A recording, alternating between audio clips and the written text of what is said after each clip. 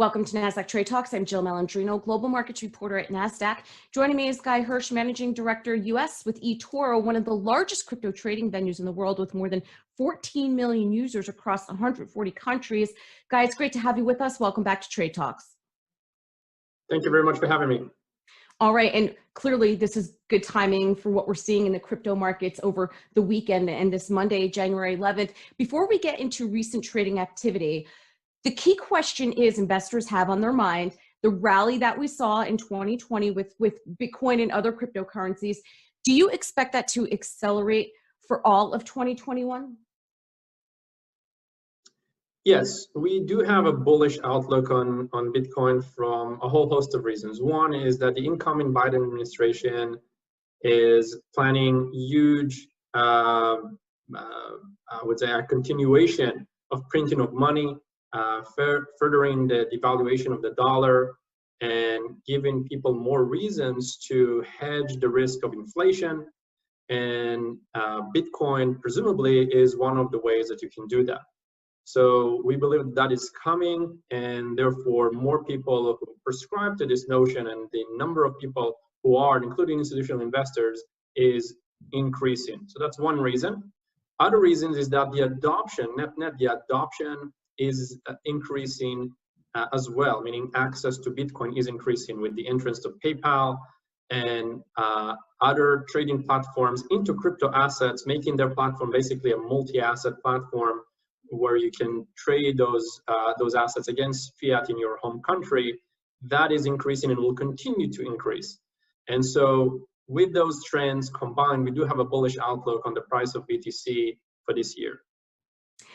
Well, Guy, part of the issue when it came to mass adoption was the volatility within Bitcoin. We understand why it did well in 2020, but what we saw over the weekend, and of course what we're seeing this Monday, it could be a bit concerning when you see, 15, 20, 30% swings, not just in Bitcoin, but in some of the other digital assets as well.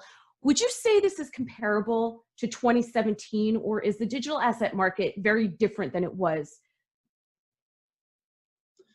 We believe it's very different. So in 2017, early 2018, I believe what we saw was a rush to make a quick buck.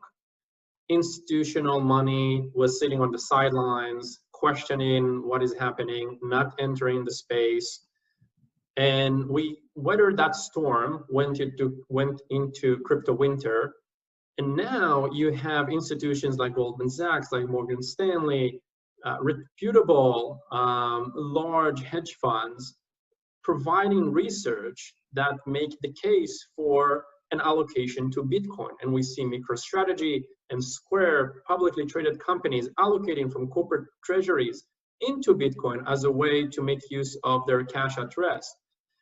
You take all that combined and you see a completely different picture. You see a much more mature industry. You see a much better understanding of what is happening, and you see greater number of what we call smart money getting into the space. And so we believe this is a much more sustainable rally than what we've seen in late 2017, early 2018.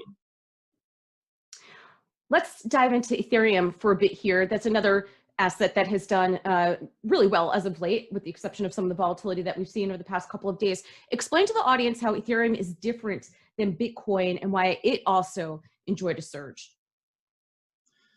So basically, ETH, which is the token, is built on the Ethereum protocol, and the Ethereum protocol has different features than the Bitcoin protocol.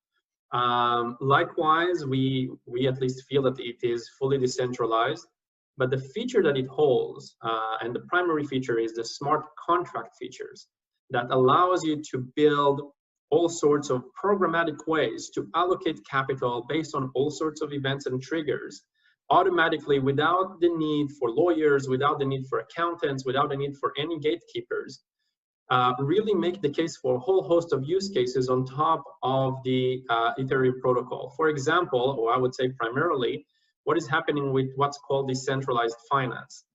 These are smart contracts that allows people to either borrow or gain interest based on all sorts of programmatic contracts, meaning the terms and conditions are built into the code as opposed to a legal contract that you sign with your bank. And that is giving people with no access to regular credit, access to credit. It gives people the ability to earn more on their cash at rest versus their savings accounts at Bank of America.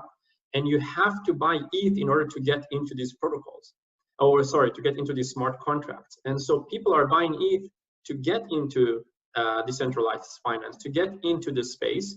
And you can look at ETH, if you want to equate that with something, as some sort of an ETF on decentralized finance. So if you buy ETH, you basically buy a basket of smart contracts that are really appreciating in value.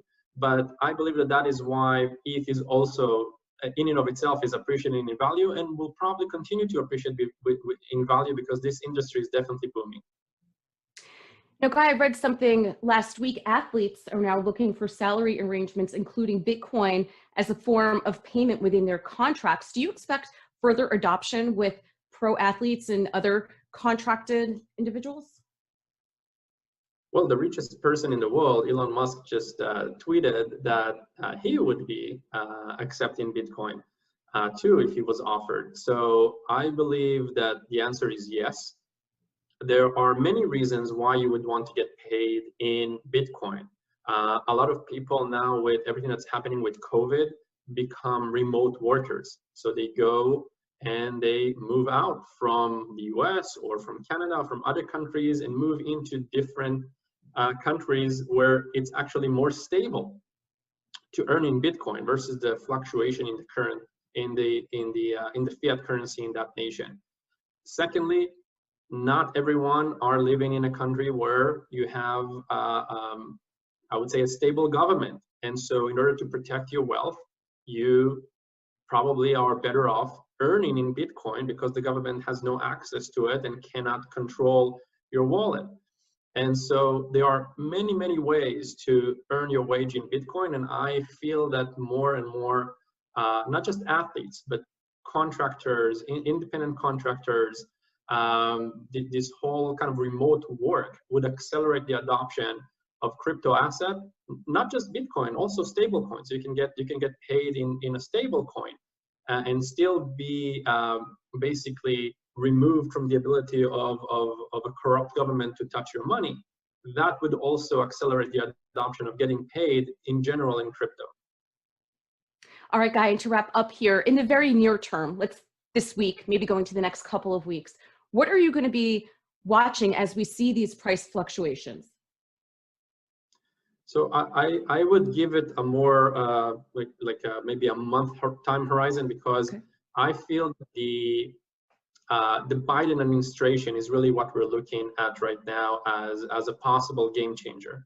If the Biden administration will have a posture towards crypto that is supportive and would continue to support this industry and support the innovation that's occurring in finance, then I will have a very bullish outlook, I think, for the year and for the next 4 years, to be frank.